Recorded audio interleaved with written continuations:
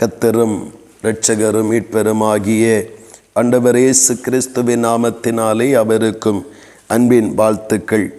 தேவன் தாமே ஒருவரையும் ஆசீர்வதித்து மகிமைப்படுத்துவாராக. இந்த நாளுக்குரிய தியான வசனம் சங்கீதம் 78 அதன் 16வது வசனம். கன்மலையிலிருந்து நீரோட்டங்களை வரப்பண்ணி என்று சொல்லி ஆண்டவருடைய வார்த்தை சொல்லுகிறது.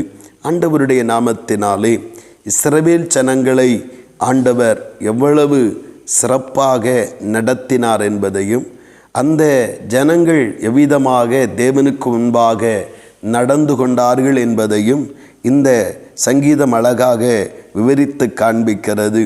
ஆண்டவராகிய தேவன் தம்முடைய சித்தத்தின்படி தமது ஜனமாகிய இஸ்ரவேலை அழைத்து வரும் பொழுது அவர்களுடைய அந்த வாழ்வின் தாகங்களை தீர்ப்பதற்காக கன்மலையை அவர் பிளந்து அதிலிருந்து தண்ணீரை புறப்பட பண்ணி அவர்கள் தாகத்தையும் அவர்களுடைய ஏக்கத்தையும் நிறைவேற்றுவதை நாம் காண முடிகிறது. இங்கே வாசிக்கும் பொழுது கன்மலையிலிருந்து நீரோட்டங்களை புறப்பட பண்ணி, அந்த கன்மலை என்பது அவை கன்மலைகள் அல்ல, கன்மலை அது கிறிஸ்துவை குறிக்கிறதாக இருக்கிறது.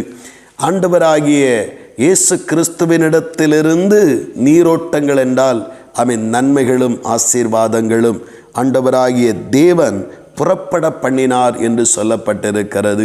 அப்படியானால் ஒரு மனிதன் அல்லது மனித வாழ்விலே நன்மையானவைகளை அவன் காண வேண்டுமென்றால், அவன் செழிப்பானவைகளை அனுபவிக்க வேண்டுமென்றால் கன்மலையாகிய கிறிஸ்துவை அண்டிக் கொள்ளுகிறவனாக, கிறிஸ்துவினிடத்தில் சேர்ந்து கொள்ளுகிறவனாக காணப்பட வேண்டும். அவர் அந்த மனித வாழ்வை அண்டிக் கொள்ளுகிற மனித வாழ்வை அங்கீகரித்து தம்முடைய ஆசீர்வாதத்தின் நன்மைகளினாலும் இரட்சிப்பின் வல்லமையினாலும் நிறைத்து நடத்தி அவர்களை மகிமைப்படுத்த அவர் உண்மையுள்ள தேவனாய் காணப்படுகிறார். இன்னொன்று, நம்முடைய வாழ்வின் கடினமான பகுதிகளில் என்று அல்லது இது நன்மைகளே இல்லாத பகுதிகள் என்று நாம் நினைக்கிற காரியங்களிலே கற்பாறைகளிலிருந்து எப்படி தண்ணீர் புறப்பட்டு வரும் என்று நாம் சிந்திக்கிற அந்த நேரங்களிலே ஆண்டவராகிய தேவன் கன்மலையிலிருந்து தண்ணீரை பண்ணுகிற தேவனாக நம்முடைய தாகங்களையும் நம்முடைய ஏக்கங்களையும் நிறைவேற்றுகிற தேவனாக நம்முடைய ஆண்டவர் காணப்படுகிறார். ஆனபடினாலே கன்மலையாகிய கிறிஸ்துவை நாம் உறுதியாக பற்றி கொள்வோம் என்றால் நம்முடைய வனாந்தரங்களும் செழிக்கும்படியாய், நம்முடைய வாழ்வின் பகுதிகள் நன்மைகளால் நிரப்பப்படும்படியாய், அங்கிருந்து நன்மைகளும் ஆசீர்வாதமான காரியங்களும் நம்முடைய வாழ்விலே புறப்பட்டு வருகிறதாக இருக்கும். அவர் அந்த இடத்திலே ஒரு மகிமையான செயல்களை இந்த கடினமான காலங்களிலே தம்முடைய ஜனத்திற்காக செய்தது போல நம்முடைய வாழ்விலும் கடினமான காலங்களிலே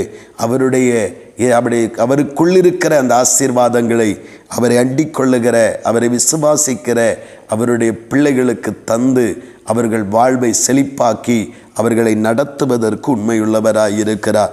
நாட்களிலே கன்மலையாகிய கிறிஸ்துவை அண்டிக் கொள்ளுவோம்.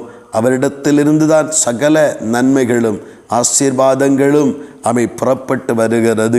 எதுவும் சொல்லுகிறது, நன்மையான எந்த ஈவும் பூரணமான எந்த வரமும் ஜோதிகளின் பிதாவினிடத்திலிருந்து வருகிறது என்று சொல்லப்பட்டிருக்கிறது.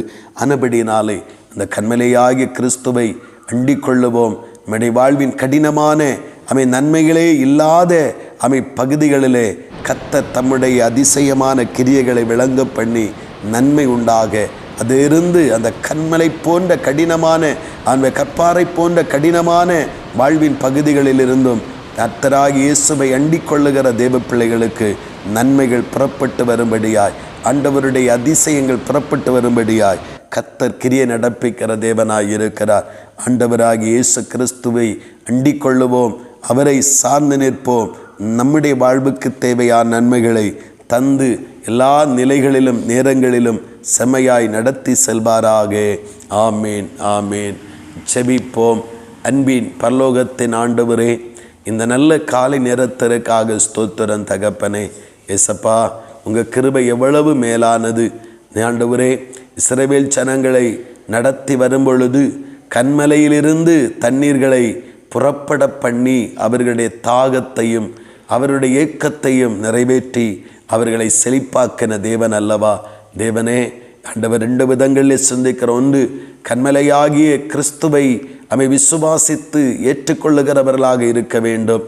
அமை ஏற்றுக்கொண்டதோடு அந்த இயேசு கிறிஸ்துவை, கன்மலையாக இயேசு கிறிஸ்துவை அண்டிக் கொள்ளும் பொழுது அவரிடத்திலிருந்து வாழ்வுக்கு தேவையான வறட்சிகளை போக்கக்கூடிய, ஏமாற்றங்களை தவிப்புகளையும் போக்கக்கூடிய, அமேன், ஆசீர்வாத குறைவுகளை நீக்கக்கூடிய ஆசீர்வாதமான நன்மைகள் புறப்பட்டு வரும் என்று சொல்லி நாங்கள் வாசித்து அறிந்திருக்கிறோம். அதை விசுவாசிக்கிறோம். ஆண்டவரே, இயேசு கிறிஸ்துவனிடத்திலிருந்து தான் மனித வாழ்வுக்குரிய சகல ஆசீர்வாதங்கள், முதலாவது இரட்சிப்பு, அடுத்ததோடு கூடிய சகல ஆசீர்வாதங்களும் புறப்பட்டு வரும்.